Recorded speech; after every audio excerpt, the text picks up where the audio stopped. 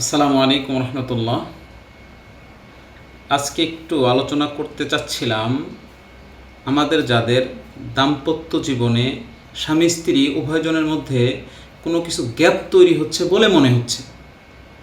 তো আমি যদি আমার জায়গা থেকে স্বাভাবিকভাবে সমস্যাটা আসলে কোথায়, কী কারণে গ্যাপটা তৈরি হচ্ছে ফাইন্ড আউট করতে পারছি না, আমি আমার জায়গা থেকে চেষ্টা করে ফাইন্ড আউট করতে পারছি না, তাহলে আমি একটি দুটি বিষয়, আপনি আপনার জায়গা থেকে বিষয়টা চিন্তা করে ফাইন্ড আউট করতে পারছেন না যে আসলে সমস্যাটা কোথায়, কী কারণে আমাদের গ্যাপ তৈরি হচ্ছে।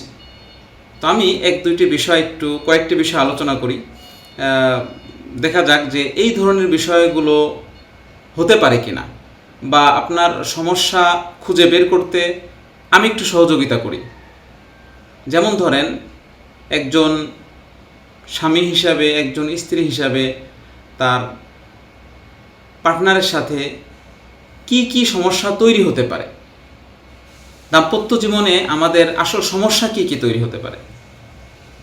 হতে পারে এক, যোগাযোগের অভাব, একে অপরের সাথে আমরা তুলনামূলক আগের তুলনায় ওইরকম আর যোগাযোগ করা, কাছে আসা, এটা হচ্ছে না। দুই, হতে পারে অতিমাত্রায় পার্সোনাল সোশ্যাল মিডিয়ার ব্যবহার, খুব বেশি পরিমাণে আমরা মোবাইল ব্যবহার করছি অথবা অন্য কাজে ব্যস্ত হয়ে পড়ছি। নাম্বার তিন, নাকি আমাদের সময় হাতে খুব কম, একে অপরকে সময়ই দিচ্ছি না, চাকরির সুবাদে, ব্যবসার সুবাদে, বা মানসিক ও পারিবারিক কোনো স্টেজ নেওয়ার কারণে একে অপরকে খুব একটা সময় দিচ্ছি না। নাকি অতিমাত্রায় অর্থের টানাপোড়েন চলছে, যার কারণে মনে হচ্ছে একে অপরের মাঝে অর্থনৈতিক বিষয়গুলো সামনে চলে আসছে। এই বিষয়গুলো হতে পারে। সাথে সাথে আরও হতে পারে পারস্পরিক সম্মানবোধের অভাব, হতে পারে অতিমাত্রায় প্রত্যাশা, স্বামী হিসাবে ওয়াইফের কাছে যেই প্রত্যাশা হওয়া দরকার তার চেয়ে অনেক বেশি প্রত্যাশা করছি, অথবা ওয়াইফ হিসাবে স্বামীর কাছে যেই পরিমাণ আশা আকাঙ্ক্ষা দরকার তার চেয়ে বেশি আশা আকাঙ্ক্ষা করছি। হতে পারে আমাদের কোনো একজনের আত্মীয় স্বজনদের পক্ষ থেকে অতিরিক্ত চাপ আছে কোনো নির্দিষ্ট বিষয়ে। হতে পারে সন্তান পালনের ক্ষেত্রে একে অপরের সাথে একমত হতে পারছি না।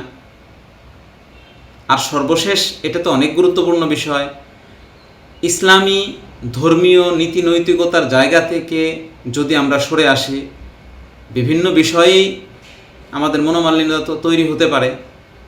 তো আমরা আগে ফাইন্ড আউট করি, এই যে আলোচনাগুলো করলাম এর মধ্যে সমস্যাটা কোথায়। যখন আমরা সমস্যাকে ফাইন্ড আউট করতে পারবো, এক্স্যাক্টলি সমস্যা চিহ্নিত করতে পারবো, তখন কিন্তু সমস্যা সমাধানের জন্য আগায় আসা বা সমস্যা সমাধান করা খুবই সহজ হয়ে যাবে। এই জন্য অনুরোধ থাকবে, প্রথমে আগে আমরা সমস্যাটা খুঁজে বের করি।